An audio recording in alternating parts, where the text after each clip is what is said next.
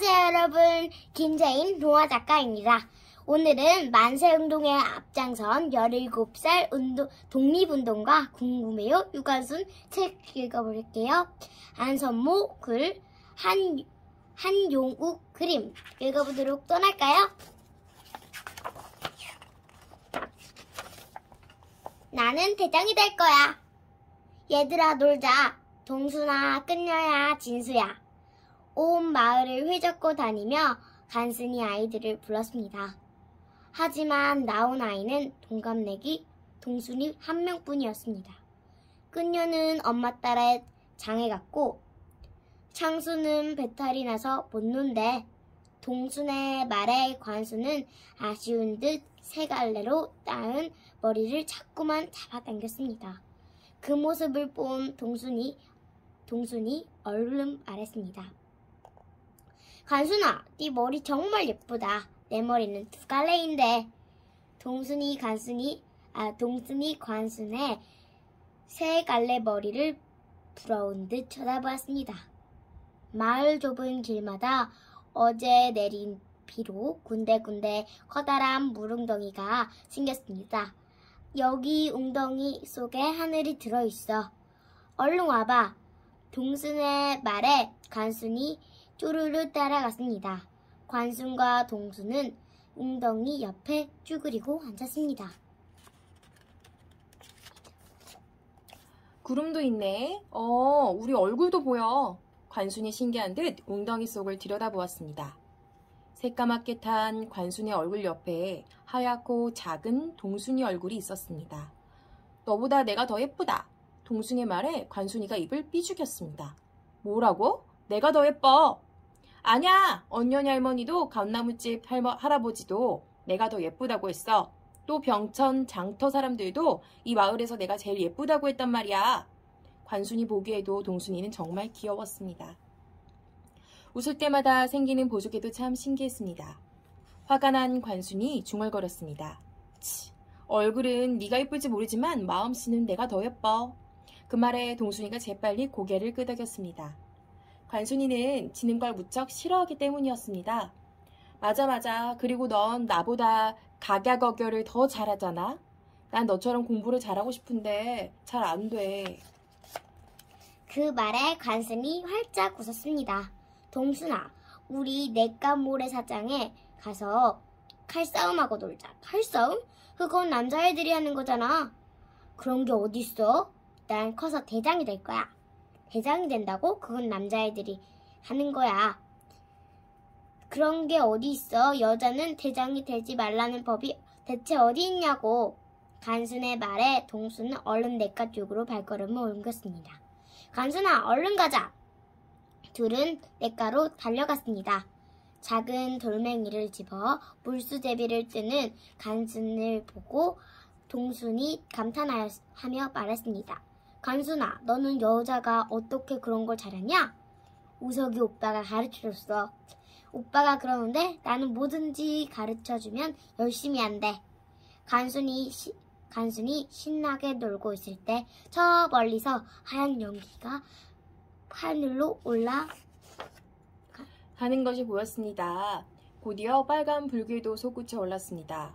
오마냐, 저게 무슨 일이지? 동순이 바들바들 떨며 그 자리에 털썩 주저앉았습니다. 동순아, 얼른 가보자. 난 싫어. 무섭단 말이야. 관순은 동순의 손을 잡아 끌며 불이 난 쪽으로 달려갔습니다. 키도 크고 덩치도 큰 관순의 손에 끌려가던 동순이는 그만 풀썩 넘어졌습니다. 동순아, 아프지? 어서 엎혀. 동순이 무릎에서 피가 나는 걸 보자 관순이 등을 내밀었습니다. 관순은 동순을 업고 집으로 가지 않고 불이 난 쪽으로 갔습니다. 저거 우리 교회인데? 멀리서 보아도 관순이 다니는 교회가 틀림없었습니다. 지프로 엮은 초가지붕이 불길에 휩싸였습니다. 빨간 불똥이 검은 연기와 함께 바람을 타고 어지럽게 하늘로 날아올랐습니다. 온 마을 사람들이 다 나와 웅성대고 있었습니다. 아버지, 어머니의 모습도 보였습니다. 관순은 동순의 손을 잡고 그쪽으로 다가갔습니다. 일본군이 눈을 부라리며 크게 외쳤습니다. 이건 경고다, 경고. 만약 다시 무슨 음모를 꾸미거나 대일본 제국에 이상한 행동을 하면 이 마을 전체를 불질러 버릴 테다. 알았나? 마을 사람들은 넋이 나간 표정으로 새까맣게 타서 제가 된 교회를 바라봤습니다. 일본군이 가자 한 아주머니가 가슴을 쿵쿵 치며 울먹었습니다. 도대체 왜 이러는 거요? 어째서 일본군이 우리 교회를 불태우는 거냐고요? 간순의 아버지가 차분하게 대답했습니다. 이웃 마을에서 일병을 잠시 머물고 갔는데 일본군들이 뒤쫓아와서 마을에 불을 질렀다오. 옆에 서 있던 관순의 작은 아버지가 흥분한 목소리로 말했습니다. 그뿐이 아니라오. 비봉리 마을에도 불을 질러 잿더미로 만들어놨다는군요. 몹쓸 놈들, 남의 땅을 와서 온갖 나쁜 짓을 다 하는구먼. 근처의 사자골에서는 교인들이 일본군에게 총살당했답니다. 세상에, 사람 목숨을 어찌 그리 가볍게 여긴답니까? 마을 사람들이 분이 나서 한마디씩 했습니다. 아버지, 의병은 뭐하는 사람이에요? 관순의 물음에 아버지가 대답했습니다. 지금 우리나라는 일본의 손에 넘어가려고 하고 있단다. 의병은 그걸 막기 위해 애를 쓰는 사람들이지. 옆에서 듣던 관순은 두 주먹을 불끈 쥐었습니다. 얼른 대장이 되어서 일본군을 혼내줄 테다. 관순은 새까맣게 타서 재로 변한 교회를 바라보았습니다. 관순은 일요일마다 교회에 나왔습니다. 그곳에서 찬송가를 배우고 어른들이 성경을 읽는 것을 보고 흉내내면서 한글을 깨쳤습니다. 교회 마당에서는 친구들과 공기놀이도 하고 술래잡기도 하며 놀았습니다. 나 이제부터 어디 가서 기도하고 찬송가 부르지? 관순이 울음을 터뜨렸습니다. 그런 관순의 등을 토닥이며 아버지가 말했습니다. 얘야, 교회는 또 지으면 되니까 아무 걱정하지 마라. 그것보다 더 중요한 것은 오늘 보았던 일을 잊어서는 안 된다는 거야. 어느 날이었습니다. 아버지 유중권, 작은 아버지 유중무, 교회 아저씨 조인원이 관순인의 집 툇마루에 앉아 신문을 보며 이야기를 나누고 있었습니다. 관순은 마당에서 자치기를 하고 있었습니다. 관순이는 사내로 태어났으면 딱 장군감인데 작은 아버지가 관순이를 보고 싱긋 웃으며 말했습니다. 작은 아버지, 나는 대장이 될 거예요. 그러면서 관순은 아버지가 들고 있는 신문을 흘끗 보았습니다. 신문에 국채보상운동위원금 납부 상황을 매일 싣고 있습니다. 교회 아저씨의 말에 아버지가 고개를 끄덕였습니다. 전국에서 나라빚 갚는 국채보상운동이 굴같이 일어나고 있군. 그래. 전국에서 참여하지 않는 고을이 없어요. 작은 아버지의 말에 아버지가 다시 고개를 끄덕였습니다. 생각이 있는 사람이면 어디 가만 앉을 수 있나? 아버지, 국채 보상운동이 뭐예요? 관순이의 물음에 아버지가 생각에 잠겼습니다. 어떻게 설명해야 좋을까? 일본이 우리나라가 큰 빚을 지게 만들어서 어려움을 빠지게 했단다. 우리나라를 경제적으로 노예로 만들려는 심보지. 그래서 사람들이 돈을 모아 나라 빚을 갚자고 일어선 거다. 그게 바로 국채 보상 운동이란다. 관순은 알아들었다는 듯 고개를 끄덕였습니다. 마을 사람들 중에서도 일본 사람에게 돈을 빌렸다 갚지 못해 집과 논을 빼앗기는 것을 보았기 때문이었습니다. 관순이가 살고 있는 마을 사람들 82명도 이 운동에 참여했습니다. 사탕 사 먹으려고 했는데 나도 이 돈을 낼래요. 어린 관순이 호주머니 속에서 동전 한 입을 꺼내며 말했습니다. 1907년 유관순이 5살 때였습니다. 여자도 배워야 한다. 유관순의 아버지 유중권은 전통 있는 가문의 선비였지만 누구보다 먼저 개화사상과 기독교를 받아들였습니다. 나라가 없으면 온갖 서름을 당하는 것이다. 나라의 힘을 키우기 위해서는 새로운 사상과 종교를 받아들이는 것이 중요하지. 아버지는 마을 사람들을 만날 때마다 이런 말을 자주 했습니다. 자주 독립을 할 수 있는 힘을 키우기 위해서는 무엇보다 교육이 중요합니다. 8살이 되면서부터 관수는 집안일을 많이 도왔습니다. 집안일을 돕는 틈틈이 관수는 오빠가 보는 책을 열심히 읽었습니다. 관수나 열심히 배워야 한다. 아버지는 늘 이렇게 말했습니다. 이제는 여자들도 잘 배워서 사회의 보탬이 되어야 한다. 남녀를 가리지 말고 열심히 배워서 우리나라가 발전할 수 있어야 해. 다른 나라의 간섭을 받지 않으려면. 유관순의 아버지와 작은아버지는 아들들을 신식학교에 보냈습니다. 하지만 관순이 막상 학교에 갈 나이가 되자 선뜻 학교에 보낼 수가 없었습니다. 집안 형편이 어려웠기 때문이었습니다. 13살이 된 유관순은 16이나 17살로 보일 만큼 키가 컸습니다. 또 모든 일에 적극적이고 한번 들은 것은 잊어버리지 않을 만큼 총명했습니다. 어느 날이었습니다. 기독교를 전파하기 위해 공주에 와 있던 미국인 선교사 사에리시 부인이 유관순이 다니는 교회에 들렀습니다. 사에리시 부인은 며칠을 묵으며 마을 사람들에게 성경을 가르쳤습니다. 그때 사에리시 부인은 교회에 열심히 나오는 관순을 유심히 지켜보았습니다. 관순아, 너 학교에 가지 않겠니? 사에리시 부인의 말에 유관순은 놀라 눈이 휘둥그레졌습니다. 저도 가고 싶기는 하지만 유관순은 자신있게 대답을 하지 못하고 말끝을 흐렸습니다. 어려운 집안 사정을 알기 때문이었습니다. 관순이가 원하면 경성에 있는 이화학당에 보내줄 수 있어요. 얘도 언니가 다니는 이화학당 말이에요?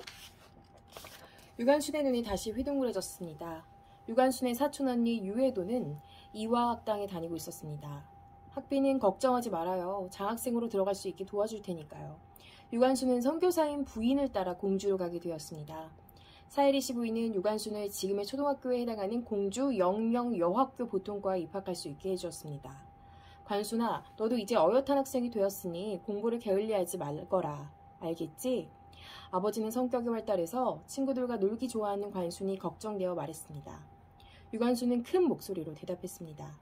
아버지, 아무 걱정 마세요. 전 공부할 수 있어 너무 좋아요.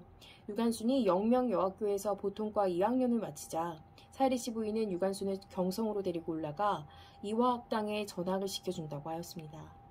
유관순의 부모는 어린 딸을 멀리 경성까지 떠나보내는 것이 마음에 걸렸습니다. 여자아이를 어떻게 그렇게 먼 곳으로 보내겠어요? 우리 좀 더 생각해봐요. 어머니의 말에 아버지가 결심한 듯 말했습니다. 그런 기회는 누구에게나 찾아오는 것이 아니니 보냅시다. 관순의 부모님은 관순이를 경성으로 보내기로 결심했습니다. 선생님 말씀 잘 듣고 힘든 일 있으면 항상 기도하려라. 공부도 열심히 하고. 유관순은 가족의 배웅을 받으며 경성으로 향했습니다. 그런 유관순을 보며 마을 사람들이 부러운 듯 한마디씩 했습니다. 여자아이가 보통 학교도 다니기 어려운 시절에 멀리 경성까지 유학을 가다니. 관순이가 어렸을 적부터 뭔가 남다르긴 했어. 관순이는 아마 대장이 될 모양이야. 관순의 부모님은 그런 이야기를 들으며 흐뭇한 미소를 지었습니다. 이화학당 생활. 15살의 나이로 유관순은 경성 이화학당 보통과로 전학을 갔습니다. 고향을 떠나올 때는 가족과 친구들과 헤어지는 것이 슬퍼 눈물이 났는데 막상 경성에 도착하니 가슴이 두근두근 거렸습니다. 아버지 말씀대로 무엇이든 열심히 해야지. 8명이 함께 쓰는 기숙사방에서 사촌언니 예도와 한 방에서 생활하게 돼 유관순은 안심이 되었습니다. 기숙사 사감 하란사 선생님은 검정 바탕에 모든 일을 단정히 하고 규칙을 따라 행하라 라고 쓴 액자를 식당 벽에 걸어두었습니다. 적극적이고 밝으며 키가 큰 유관순은 다른 아이들 눈에 금방 띄었습니다. 관순아, 오늘도 네가 청소 담당이니? 방 청소를 열심히 하는 유관순을 보고 사촌 언니 유예도가 물었습니다. 아무나 청소하면 어때? 함께 쓰는 방이잖아. 할 수 있는 사람이 하면 되지 뭐. 유관순은 교실 청소든 친구들의 빨래든 다른 사람들을 도와주는 일에 늘 앞장섰습니다. 나는 학비를 내지 않으니까 이렇게 청소라도 열심히 해야 할 것 같다. 심지어 유관순은 형편이 어려운 친구를 위해 밥값을 대신 내주기도 했습니다. 그러고는 일부러 배가 아프다며 핑계를 대고 식당에 밥을 먹으러 가지 않기도 했습니다. 토요일과 일요일에는 수업이 없어 유관순은 공부에 대한 부담에서 벗어나 잠시 해방감을 맛보았습니다. 어린 학생들은 주로 놀고 나이 든 학생들은 바느질이나 기숙사의 일을 거들었습니다. 토요일은 정동교회의 주일 예배에 참석할 준비, 기숙사 대청소, 빨래와 다듬이질 등으로 가장 바쁜 날이었습니다. 일요일이 되면 유관순은 다정한 옷차림을 하고 교정 샘문을 통해 정동회를 갔습니다. 이화학당과 정동교회는 담 하나를 사이에 두고 붙어 있었습니다. 일요일 오후에는 책을 읽거나 낮잠을 자기도 하고 편지를 쓰고 소곤소곤 잡담을 하기도 했습니다. 이화학당에 온 첫 해 가을, 유관순은 식당 밖 넓은 마당 한쪽에 김장무와 배추가 산더미처럼 쌓여있는 것을 보고 깜짝 놀랐습니다. 그 모습을 보고 사촌언니 유예도가 빙긋 웃었습니다. 10월 말에는 김장 방학이 있어. 일주일간 방학을 하는데 학생들은 선생님을 도와 겨울 동안 먹을 것을 준비해야 해. 유관순도 다른 학생들과 함께 일주일간 쓸 칼을 택해 칼자루에 이름을 새기고 앞치마를 준비했습니다.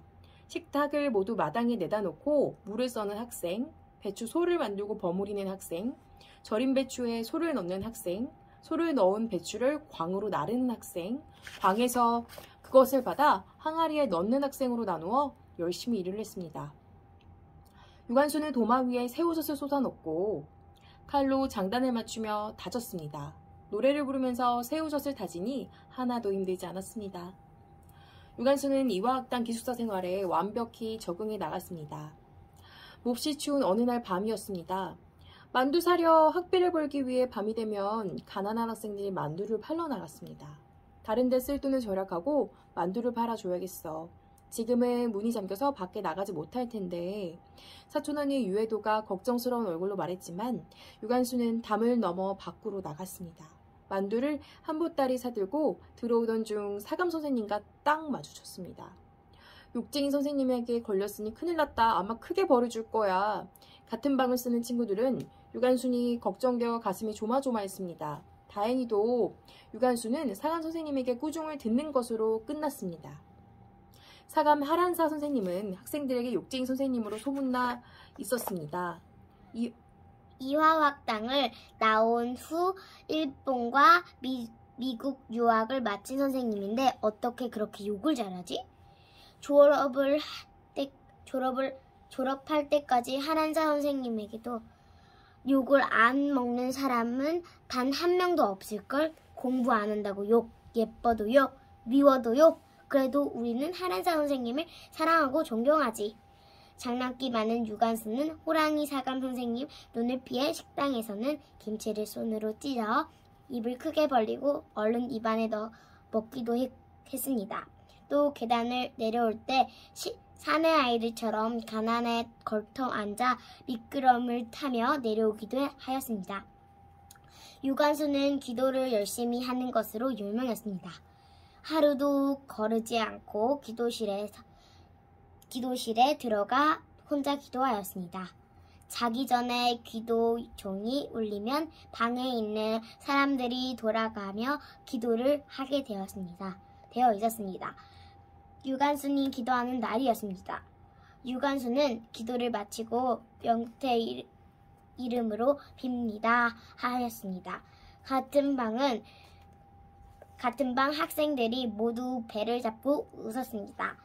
기숙사를 돌던 사감 선생님의 유관순의 방으로 돌아왔습니다. 기도하는 중에 그렇게 웃어대다니. 너희들은 모두 풍행 점수 낙제점이다. 또 벌로 유관순의 방문에는 한 달간 빨간 딱지가 붙었습니다. 아이고, 왜 명태 이름으로 빈다고 했니? 이정수 선배 집에서 붙여준 명태 반찬이 하도 맛있어서 그 명태 생각이 나지 뭐야. 그래서 예수님 이름으로 빈다는 걸 명태 이름으로 빈 거야.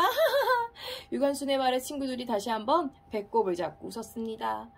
이정수는 같은 기숙사 방에 있는 유관순을 위해 집에서 소포로 붙여온 명태를 따로 떼어주었습니다. 유관순은 한 학년 위인 이정수와 가장 친하게 지냈습니다. 1918년 3월 18일 유관순은 이화학단 보통과 졸업식을 맞이했습니다.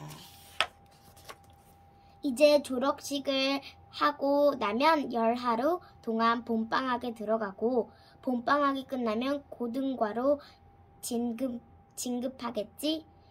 유관순은 기도실로 들어가 감사의 기도를 올렸습니다. 보통과 고등과 중학과 대학과 학생 등 전교생이 모두 흰 옷을 입고 졸업식에 참여했습니다.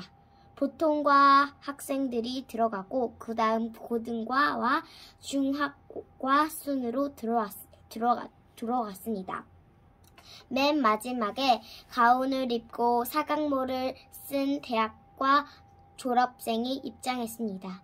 올해 대학과의 졸업생은 딱 한 사람인데 바로 저 언니야. 김활란이라는 언니래. 대학 졸업생 김활란은 영어와 우리말로 졸업연설을 하였습니다. 유관순은 마음속 깊이 각오를 다졌습니다. 고종의 죽음. 방학이 되면 유관순은 고향에 내려와 아이들과 아주머니들에게 글을 가르쳤습니다. 사람들을 모아놓고 한글을 가르치면서 경성 이야기, 학교 이야기 같은 재미있는 이야기도 함께 들려주었습니다. 나라를 빼앗긴 민족에게 글이 얼마나 중요한 것인가. 유관순은 그런 생각으로 열심히 글을 가르쳤습니다. 유관순이 겨울방학을 끝내고 서울에 온 지 보름 정도 지난 1919년 1월 21일 아침이었습니다. 유관순은 그날따라 이화학당에서 보이는 덕수궁 안팎이 수선스럽다고 느껴졌습니다. 궁 안에서는 평소와 달리 나인들과 양복 입은 사람들이 왔다 갔다 부산하게 움직이고 있었습니다. 고종 황제께서 돌아가셨대. 외놈들이 음식에 독을 넣었대. 고종이 갑자기 죽었다는 소식은 어린 학생들에게 커다란 충격을 주었습니다. 눈물을 흘리는 학생도 있었습니다. 한 나라의 왕이셨던 분을 죽이다니 어떻게 이럴 수가 있지? 사람들이 고종 황제를 중국으로 모셔가서 독립운동을 하려고 했으니 그걸 막으려고 그랬겠지. 정민연에도 우리나라가 독립국이라는 것을 전 세계에 알리려고 헤이그에 밀사를 파견하셨지. 일본이 그런 핑계 삼아 왕위에서 몰아낸 거고 어쩌다가 나라를 잃어서 이런 꼴까지 당하게 되었을까. 유관순은 일본에 대한 미움과 나라 잃은 서러움으로 마음이 아팠습니다. 고종의 장례식 날짜는 3월 3일로 정해졌습니다. 지방마다 황제의 죽음을 추도하는 행사를 했습니다. 전국 각지에서 많은 사람들이 고종의 장례식을 보기 위해 경성으로 올라올 준비를 하였습니다. 많은 사람이 경성에 모인다는 것은 독립운동에 좋은 기회가 될 수 있었습니다. 몇몇 종교 지도자들이 중심이 되어 고종의 장례식을 기회 삼아 전 세계에 우리나라의 독립을 선언하기로 결정했습니다. 날짜는 고종의 장례식 이틀 전인 3월 1일로 정해졌습니다. 유관순이 다니는 이화학당에서도 교사와 상급생들이 중심이 되어 은밀하게 3.1 운동을 준비하기 시작됐습니다. 독립선언식에 관한 소식을 다른 학교에 전달하고 독립선언식에 사용할 태극기를 만들었습니다. 태극기를 그리면 그릴수록 마치 우리나라의 독립이 눈앞에 가까이 다가오는 다가오고 있다는 느낌이 들어. 유관순보다 1년 선배인 이정수가 물감으로 정성스레 태극기를 그리면서 말했습니다. 우리가 만든 이 태극기를 손에 들고 거리로 나갈 생각을 하니 벌써부터 가슴이 두근거려요. 유관순도 흥분된 목소리로 말했습니다. 그런데 태극을 이렇게 그리는 게 맞는지 모르겠어. 유관순과 친구들은 태극기를 자세히 볼 수 있는 기회가 없었습니다. 그래서 태극기의 모양을 정확히 몰랐습니다. 그래서 밥그릇으로 동그라미를 그리고 태극 무늬는 대강 흉내만 내서 그렸습니다. 맞게 그리는 건지 아닌지는 모르겠지만 온 마음을 다해서 그리면 그것으로 충분해. 유관순의 말에 다른 친구들이 고개를 끄덕였습니다. 학생들의 손놀림이 더욱 빨라졌습니다. 김인년 3월 1일, 드디어 1919년 3월 1일이 되었습니다. 이날은 종로의 탑골 공원에서 독립선언식을 거행하기로 한 날이었습니다. 경성 시내의 학생들은 학교별로 탑골 공원에 모이기로 약속이 되어 있었습니다. 이화학당 교무는 굳게 잠겨 있었습니다. 프라이 교장의 특별 명령이 있었던 것이었습니다. 다음 밖으로 보이는 거리에 사람들이 물밀듯이 밀려오가고 만세 소리가 천지를 진동했습니다. 수위 아저씨, 교문을 여세요. 열어주세요. 학생들은 굳게 잠긴 교문을 두드리며 아우성을 쳤습니다. 그러자 프라이 교장이 나타나 단호하게 말했습니다. 나는 학생들을 사랑하고 여러분의 신변을 보호할 책임도 있습니다. 여러분의 깊은 뜻도 잘 압니다. 하지만 여러분은 아직 연약한 학생입니다. 여러분은 이곳을 나가서는 안 됩니다. 그러자 상급반 학생들이 소리쳤습니다. 선생님, 이건 우리의 조국입니다. 우리는 우리 나라를 위해 나가려는 겁니다. 비켜주세요. 그러나 교장은 고개를 가로저었습니다. 나는 책임을 버릴 수 없습니다. 여러분 신변은 내가 책임져야 합니다. 교장 선생님은 조국을 잃은 슬픔이 무엇인지 줄 짐작이나 하십니까? 프라이 교장은 굳게 잠긴 교문 앞으로 가서 두 팔을 벌리고 막아섰습니다. 자, 학생들, 나가려거는 내 시체를 넘어서 교문으로 나가시오. 나는 살아서 학생들이 당하는 신변을 볼 수 없습니다. 유관순은 교문으로 나갈 수 없다는 것을 알고 5명의 친구들에게 눈짓을 했습니다. 유관순과 친구들은 뒷담을 넘어 거리로 나갔습니다. 그리고 시위 군중 속으로 끼어들어 대한독립 만세를 소리 높여 외쳤습니다. 5천여 명의 남녀 학생들은 탑골 공원에 모여 민족 대표들이 오기만을 기다렸습니다. 유관순도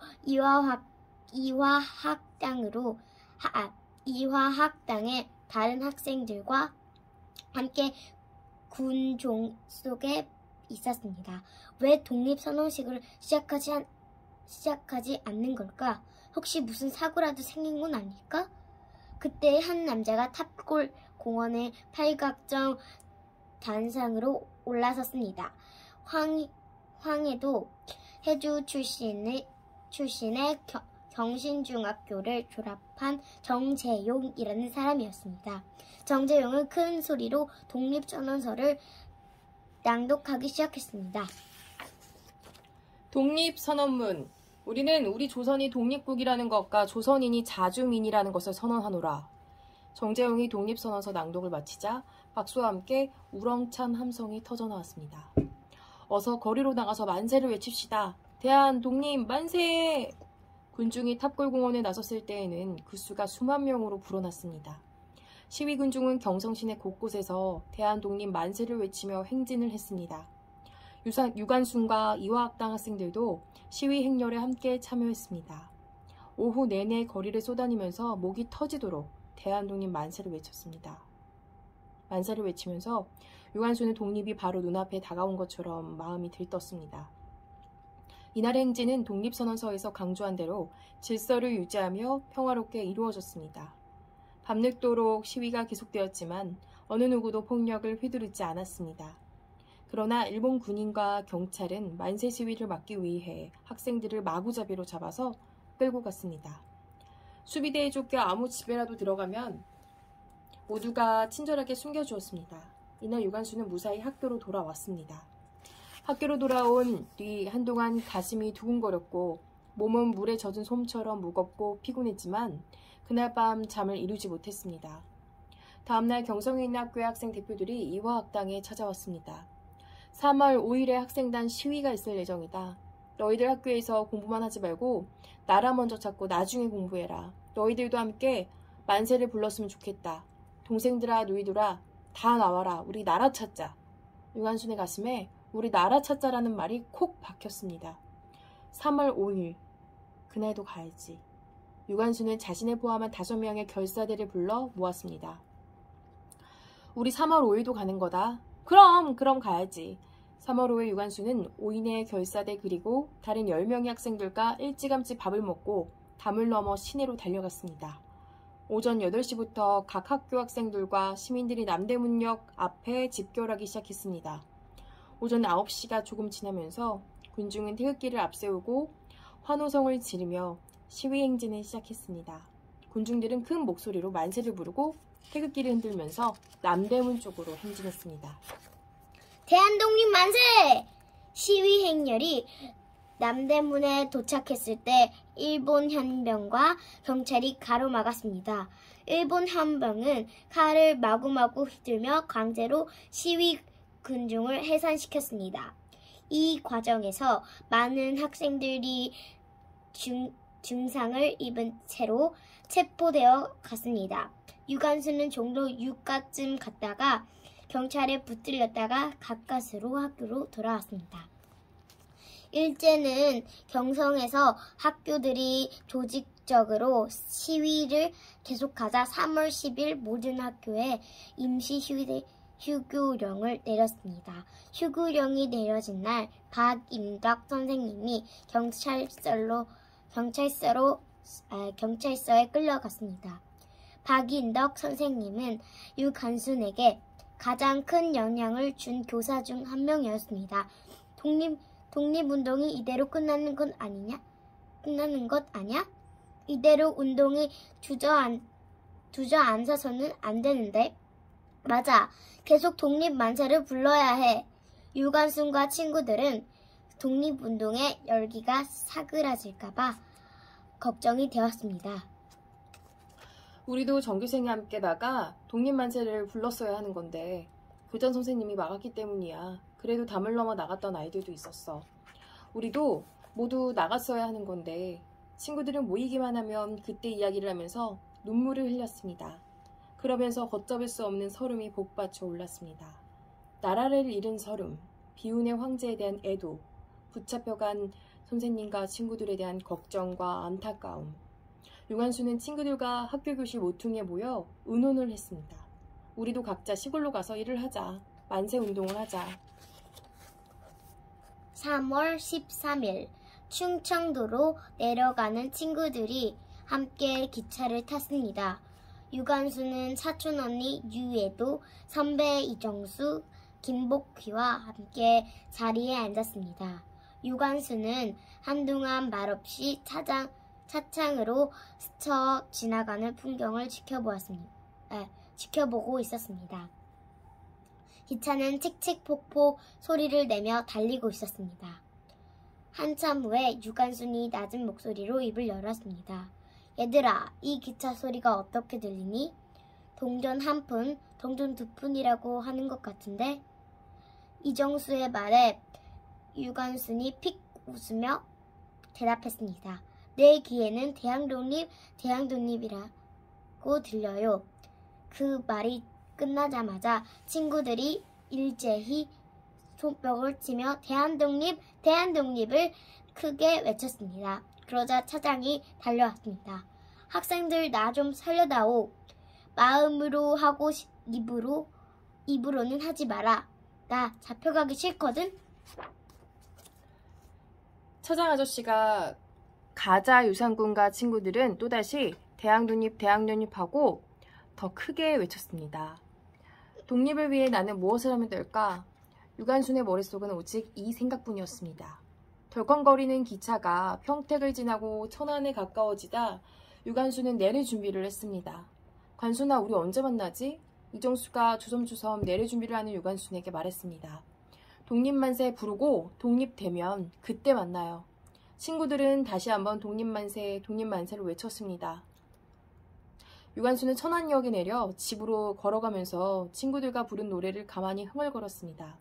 예도 언니도 흥얼흥얼 따라서 노래를 불렀습니다. 이화 이화 정든 이화 잘 있거라. 우리가 독립된 다음에 다시 만나자. 이화 이화 정든 이화 잘 있거라. 어디 간들 너를 잊겠냐. 백수풍신 가더라도 우리가 널 잊겠느냐. 우리가 독립이 된 다음에 펄펄 나는 태극기 아래서 만나자. 유관순의 눈가에 이슬이 맺혔습니다. 천안 삼거리에 수양버들 가지가 힘없이 바람에 흔들거렸습니다. 곧 새입이 나겠네. 유관순은 손으로 중얼거렸습니다. 간순아, 너 이제 철 많이 든 것 같아. 어렸을 때는 장난꾸러기에 지기 싫어 고집 빡빡 세우더니 경성생활하면서 많이 철들었어. 23 예도 언니가 옆에서 걷는 관순의 어깨를 감싸주었습니다. 둘은 서로 눈을 마주치며 싱긋 웃었습니다. 어서 오너라 간순아. 경성이 시끄럽다고 해서 얼마나 걱정했는지 모른단다. 어머니 아버지가 유관순을 반갑게 맞이해 주었습니다. 아버지 어머니 그동안 잘 지내셨어요? 잠시 뒤 유관순은 경성에서 일어난 만세 시위 운동에 대해 이야기를 시작했습니다. 3월 1일에 경성에 있는 탁불공원에서 독립선언서를 읽고 사람들이 거리로 쏟아져 나가 만세를 부르며 돌아다녔어요. 3월 5일에도 크게 만세를 불렀고요. 아버지, 우리 마을도 죽은 듯이 가만히 있을 수는 없습니다. 그럼 온 민족이 일어나는 판에 우리가 가만히 있어서는 안 되지. 그렇잖아도 우리 마을 사람들도 다른 지역의 소식과 소문에 귀를 귀 기울이고 있는 중이란다. 마침 유관순이 고향에 내려온 3월 중순부터 천안, 공주 등 주변 큰 도시와 마을들에서 만세 시위 운동이 차례로 시작되었습니다. 유관순의 고향 마을 사람들은 만세 운동 준비에 바빴습니다. 우선 여러 마을에 돌아다니며 연락을 취하고 행동을 같이 할 것을 약속했습니다. 일본의 식민 지배에서 벗어나 독립하겠다는 뜻을 나타내기 위해서는 태극기도 만들어야 합니다. 그런데 태극기가 어떻게 생겼더라? 10년 동안 태극기를 구경해 본 적이 없어서 말이지. 혹시 관순아, 너는 알고 있니? 마을 어른들의 말에 유관순이 자신있게 대답했습니다. 예, 알고 있습니다. 저도 처음에는 태극기를 잘 몰라 사괴를 아무렇게나 그렸어요. 그런데 지난번 만세를 부르고 난 후 선생님에게 태극기의 모양에 대해 자세히 배웠어요. 유관순은 하얀 광목 위에 사괴와 가운데에 태극과 빨강과 파랑의 양이를 그리면서 마음이 흐뭇했습니다. 많은 사람들이 멀리서도 한눈에 알아볼 수 있는 큰 깃발들도 필요해요. 마을 사람들은 만세 시위 운동에 필요한 태극기와 깃발들을 준비했습니다. 유관순의 아버지 유중권과 조인원을 비롯한 마을의 어른들은 유관순의 도움을 받으며 마을 청년들을 이끌고 만세 시위 운동에 필요한 모든 준비를 차근차근 진행해 나갔습니다. 만세운동 날짜는 언제로 하면 좋겠는가? 아무래도 사람들이 많이 모이는 장날로 정하는 것이 좋겠습니다. 그러면 돌아오는 장날인 4월 1일 음력 3월 1일에 아운의 장터에서 만세를 부르기로 하지요. 간순이와 에도가 분근의 교회와 학교를 찾아가서 연락을 하는 것이 좋을 듯합니다. 경성상정을 잘 알고 있으니 사람들에게 설명해. 주거나 훨씬 쉬울 것입니다. 또 아직 어린 여학생들이니 외놈들 눈을 피해야 하기도 쉬울 거고요. 작은아버지 유중무의 말에 아버지 유중건이 두 아이를 걱정스러운 듯 번갈아 쳐다보았습니다. 관순아, 얘도야, 위험한 일이라는 건 잘 알고 있지? 할 수 있겠느냐? 네, 할 수 있어요. 그래서 유관순과 사촌언니 유애도가 연락을 맡았습니다. 1919년 3월 31일 밤, 유관순은 마을 사람들과 함께 동명과 갈천면의 경계인 매봉산 꼭대기로 올라갔습니다. 유관순은 떨리는 손으로 횃불을 피웠습니다. 먼 곳에서도 이 불빛이 잘 보이겠죠? 오늘은 달빛도 없으니 멀리서도 잘 보일 거야. 횃불을 보고 사람들은 내일 만세를 부른다는 걸 알게 될 거다. 횃불이 뜨겁게 활활 불타올랐습니다. 아훈의 장터의 독립만세. 1919년 4월 1일에 아침이 밝았습니다. 들판은 완연한 봄빛을 띠고 있었습니다. 마을에서는 아침 일찍부터 굴뚝에서 일제히 연기가 피어올랐습니다. 온 마을 사람들이 일찌감치 아침밥을 해먹고 장터로 나갈 준비를 하였습니다. 유관순도 일찍 일어나 준비를 하였습니다. 만약의 경우 재빨리 겉옷을 벗어 버리고 피신하기 위해 옷을 세 벌 껴입었습니다. 옷 속에는 태극기를 감추었습니다. 오늘 독립만세를 부릅니다. 유관순은 장터로 들어오는 사람들의 소매를 붙잡으며 작은 목소리로 속삭였습니다. 아무도 놀라지 않았습니다. 3월 1일 경성에서 시작된 독립만세 운동이 입에서 입으로 전해졌기 때문이었습니다. 감추고 있다가 큰 태극기가 보이면 그때 꺼내세요. 시장거리로 들어오는 사람들은 유관순이 건네주는 태극기를 얼른 옷 속에 감추었습니다. 마침내 오후 1시가 되었습니다. 그때 시장 한 구석에서 우렁찬 만세 소리가 터져나왔습니다. 대한독립 만세! 대한독립 만세! 바로 유관순과 유관순의 고향마을 사람들이었습니다. 제일 먼저 유관순의 마을 예배당 책임자인 조인원이 대한독립이라고 쓴 큰 깃발을 세우고 군중 앞에 섰습니다.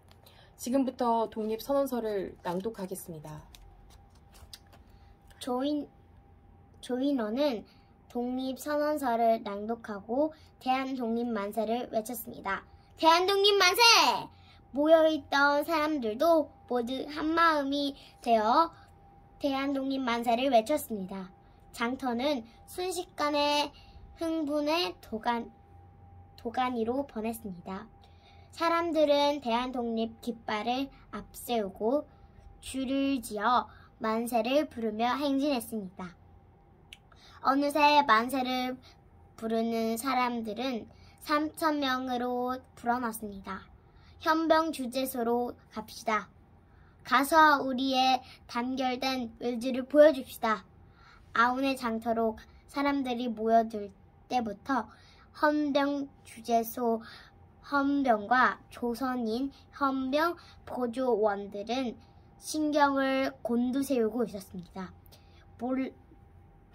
몰려드는 사람들을 보자 병천 현병 주재소장 고야마가 큰 소리로 명령했습니다. 배워라!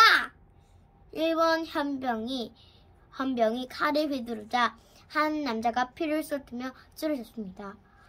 사람을 칼로 찌르다니 피를 보고 놀란 주춤하던 군중이 흥분하기 시작했습니다. 그러자 조인원이 큰 소리로 외쳤습니다.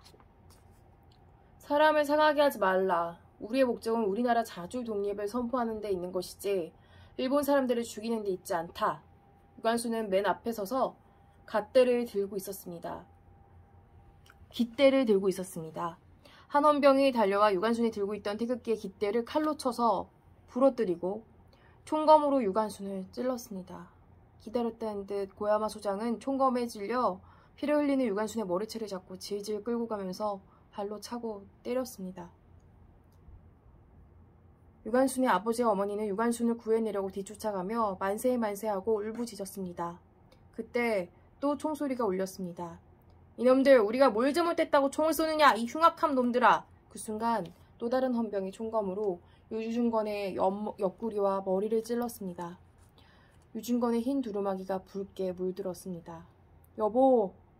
남편이 쓰러지는 것을 보고 그쪽으로 달려가던 유관순의 어머니 이씨도 일본 헌병의 총탄을 맞고 쓰러졌습니다. 이놈들 죄 없는 사람에게 총을 쏘다니. 이 사람 살려내라. 이 나쁜 놈들아. 주재소로 쳐들어간 사람들은 일본 헌병에게 거세게 항의했습니다.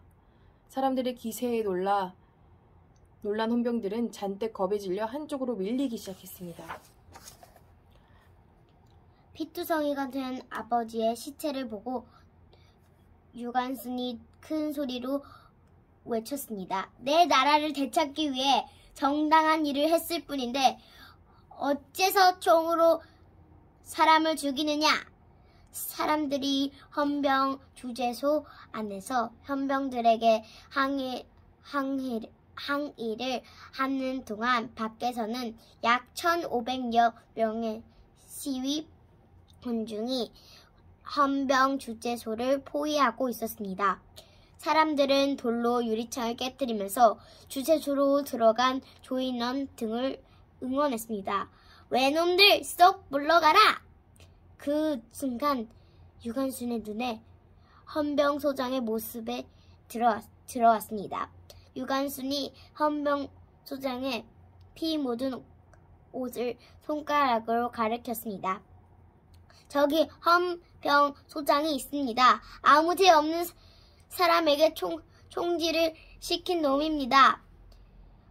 유관순은 헌병 소장에게 달려가 멱살을 잡고 흔들었습니다. 그 사이 시위 군중들은 헌병 주재소의 벽을 허물고 만세운동을 준비하다가 유치장에 갇힌 사람들을 풀어주었습니다.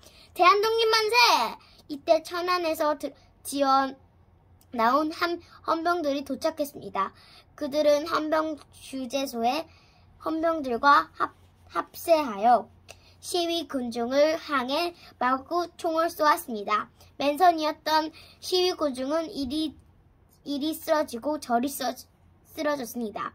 일본 헌병들은 사망으로 흩어진 군중들을 향해 사정없이 총을 쏘고 칼을 찔러 쓰러뜨렸습니다. 오질고 힘든 감옥살이. 일본 헌병에게 붙잡혀간 사람들은 천안의 헌병부대 유치장에 갇혀서 열흘 동안 심한 고문을 받은 후 공주 지방법원 검사국으로 옮겨졌습니다. 공주 지방법원 마당에서 유관순은 공주 영영학교에 다니고 있는 오빠 유우석을 만났습니다.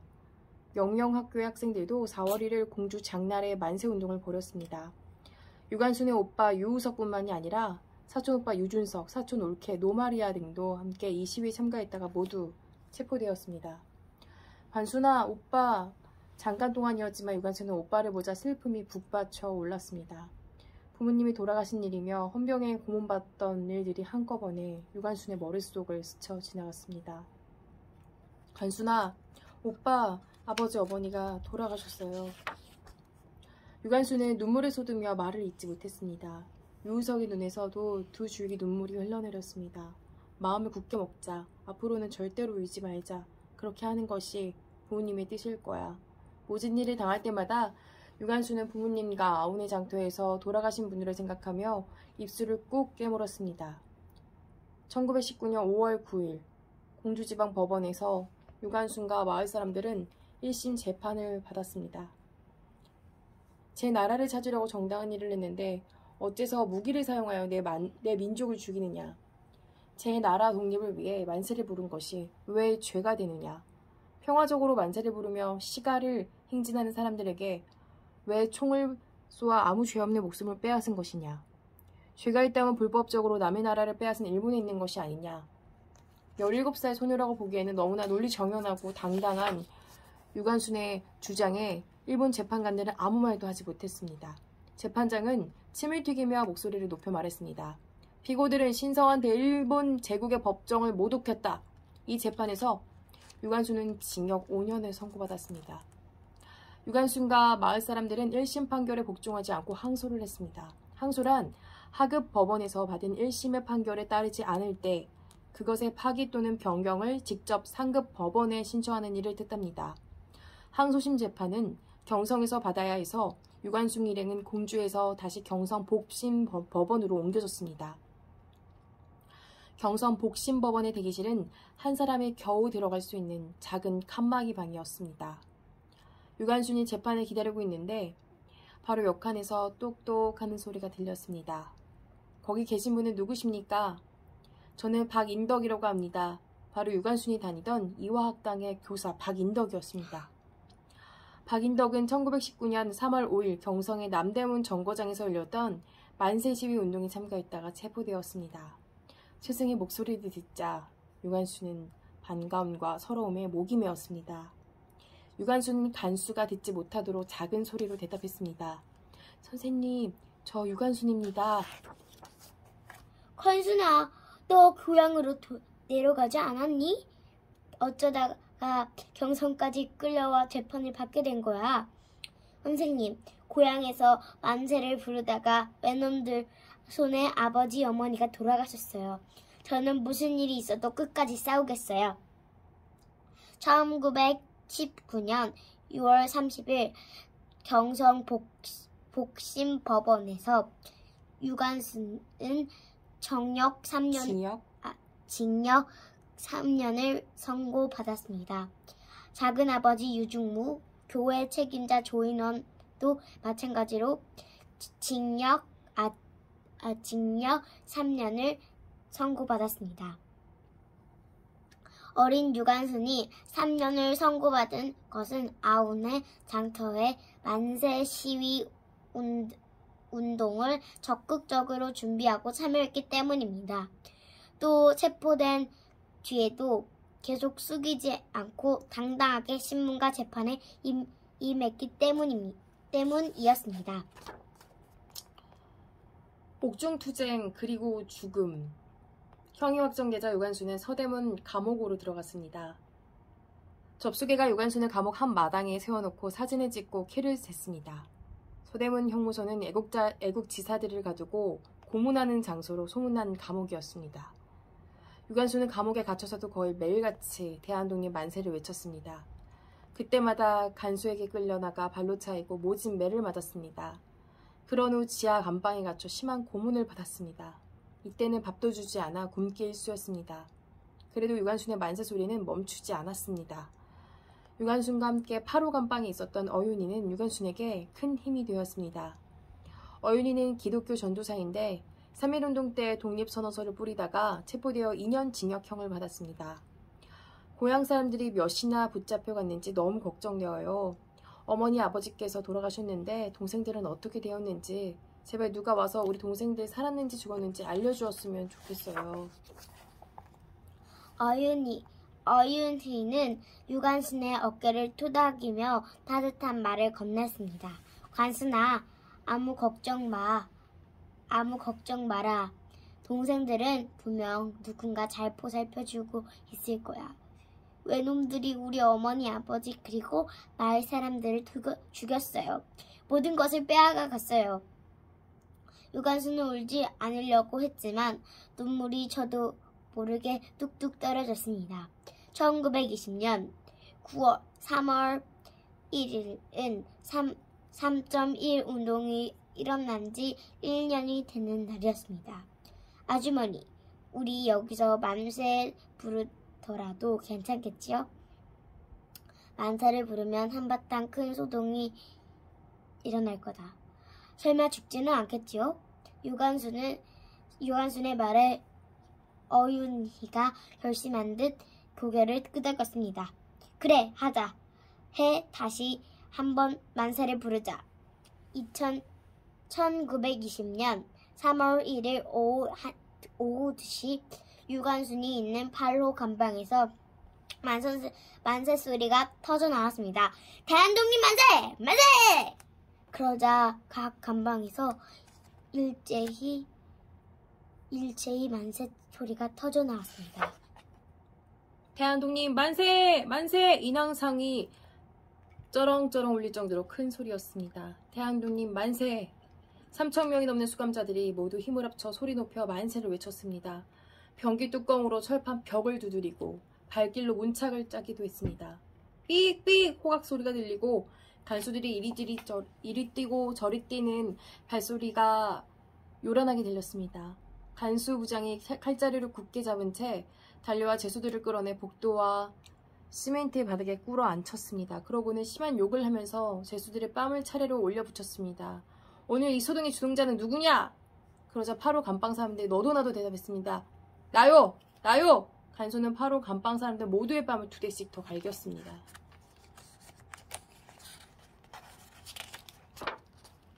너지! 간수부장은 대뜸 유관순을 가리켰습니다. 감옥 안의 만세소동은 이번이 처음이 아니었습니다. 몇 번 이런 일이 있었고 그때마다 유관순이 주동하였습니다.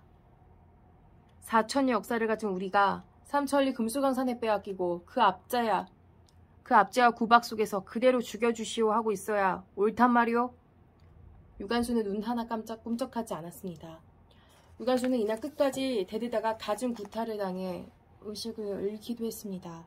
심한 고문과 영양실조, 마음을 가득 채우고 있는 슬픔과 분노 때문에 유관순의 몸은 나날이 쇠약해졌습니다. 아오니 장터의 만세운동 때 일본 헌병의 칼에 찔린 상처에서는 계속 고름이 나왔습니다. 1920년 9월 28일 유관순은 쇠약해진 몸을 다시 추스르지 못한 채 숨을 거두고 말았습니다. 소식을 들은 이화학당의 선생님과 학생들은 정석권 수의를 마련했습니다. 수의란 죽은 사람의 몸을 씻긴 후 시신에 입히는 옷을 말합니다. 선생님과 친구들은 온 정성을 다해 유관순의 명복을 비는 장례 예배를 드렸습니다. 관순아, 죽어서 하느님 곁으로 가서 평화롭게 살아. 하늘나라에 가서 어머니, 아버지 만나 행복하게 살아라. 친구들과 선생님은 씩씩하고 강인했던 유관순을 떠올리며 작별 인사를 했습니다. 끝! 재밌었던 이야기.